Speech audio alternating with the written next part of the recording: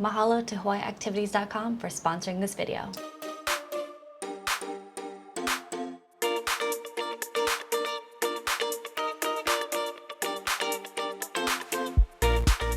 For more Hawaii videos, make sure you're subscribed and click that notification bell so you're alerted every time we post a new video. Aloha, I'm Miriam and this is Yes to Hawaii. We make Hawaii videos, take the guesswork out of planning your trip. In today's video, we're going to go over a review of WAIKIKI Marine Sports. I was lucky enough to get a chance to do this activity a couple weeks ago and I wanted to share it with you guys. If you're looking for a short activity, only a couple hours long, pretty close to Waikiki to get you out on the water, this might be a fun choice for you. As always, I'll leave timestamps in the description box below, so feel free to skip around the video for the parts that you came here for. We'll go over what you get, options, AM versus PM boat, how to get there, what to pack, and lastly, a review. So first off, what do you get? This boat was really fun. It's about 3 hours total for the activity, and you get a choice of a lot of different activities. It's kind of a one-stop shop. If you're looking for a nice quiet morning or afternoon, this isn't it. This is a very fun-filled, active activity that you can do that's close to Waikiki. And you don't really venture far from Waikiki. The boat itself goes from KEWALO Basin Harbour, and that's only a few miles from Waikiki. So what do you get? You can snorkel, kayak, stand-up paddleboard, trampoline, water slides, and you can jump off the boat. All that's included in the same price no matter what activity you choose or what you decide to do. You also get water and snacks, so I would eat something light before you go. You don't want to eat anything that's too heavy. Next, as for options, the boat itself goes out twice a day, 9 o'clock in the morning, and their second boat goes out at 1. Both of the tours are 3 hours long, so 9 a.m. to 12 or 1 a.m. to 4. So let's compare the two. If you're looking to snorkel, visibility is typically better in the morning and it's a lot calmer, so if you're prone to motion sickness, I would say do the 9 o'clock boat, and that applies for any boat activity. Always try to get the early morning boat if you have any motion sickness issues. On the day that we went, it was really overcast, but that was actually for the best. We didn't have to wear that much sunscreen, and overall we had a great time. So for the 9 o'clock to 12 o'clock, we got to the harbor around 8:30 to check in. The boat left at 9. It takes about 20 or so minutes to get to the point where the boat is going to moor up. You're out on the water, I would say, for probably about 2 hours or so, and then it's another 20 to 30 minute ride back to the harbor. If you're looking for a day out in the sun, the afternoon cruise might be better for you. If you do decide to do the afternoon cruise, do not forget to wear sunscreen. The sun here in Hawaii is very fierce, so use your sunscreen and don't use the 15 SPF or whatnot. Go 30, 50. Use proper sunscreen and make sure that it is reef safe as well. Next, as for how to get there, as of the time of this filming, this company does not offer any transportation because of current restrictions. However, there's plenty of ways to get to the harbor. First off, you could always take an Uber or Lyft. That's going to be the easiest option and the one that most boat cruises will recommend if they're coming out of KEWALO Basin Harbor in the morning. The reason for that is in the morning, there's tons of people out there, from scuba dive boats, snorkel boats. Parking is very limited at the harbor. It is cheap though, it's only $1 per hour.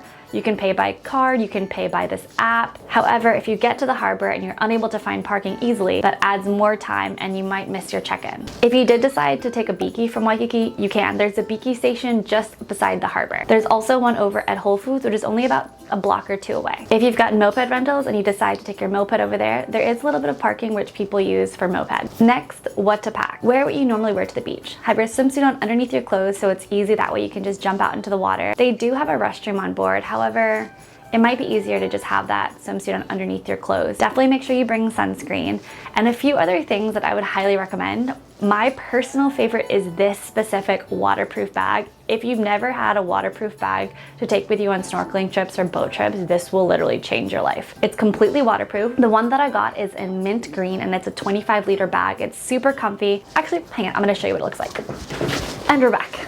So this is what it looks like. It's padded here, so it's super comfortable. There's also a chest strap here, so if you're smaller, it makes it way more comfortable to have this chest strap on it. This doesn't have any zippers, so you'll put your stuff on the inside and then you just roll it up like this, and then it clips like this. Another really good thing about a bag like this is that because it's got this little loop clip thing, you can clip your slippers, you can clip your sandals, your flip-flops, whatever, so that way when you take them off for the boat, you don't misplace them, they don't grow legs and run away. Everything's attached to your bag, which makes it super easy and convenient. It also has clips on both sides, which I use this Hydro Flask. Well, actually I think the brand name is Iron Flask, but I use this to clip here to make it super easy and sturdy. As for the bag itself, this is the front pocket that I was talking to you about. So there's a little bit of space here. There's a zipper, and because there's a zipper, it's not completely waterproof. On the inside, let's see if I can show you guys. There is a little pocket area there, and that pocket area is where you put your cell phone, you can put your keys, there's even a key clip that you can use. I absolutely adore this bag. I love this brand too. This specific brand, I've bought a few different bags from them. I bought a 35-liter bag, which I typically will take on sailing trips. And then I have this smaller 25-liter bag, which I'll take on boat trips or snorkel trips. It is a game changer. Just have a waterproof bag. Super easy. I'll leave a link in the description box below if you want to get one like this. The most important thing I would say to bring on any boat trip or snorkeling trip is definitely bring a reusable water container and fill it up with water before you go. While most boat trips do offer water, juices, sodas, or something like that, I would bring this. This is super easy. This cost me about $22. It's a dupe of the Hydro Flask. It's called Iron Flask, and it's got this carabiner. So that way it clips onto your bag, which makes it really nice and convenient. It also has a straw, which is awesome. I've noticed that whenever I've gotten motion sickness on boats, sometimes having a little bit of water handy is the easiest thing to do.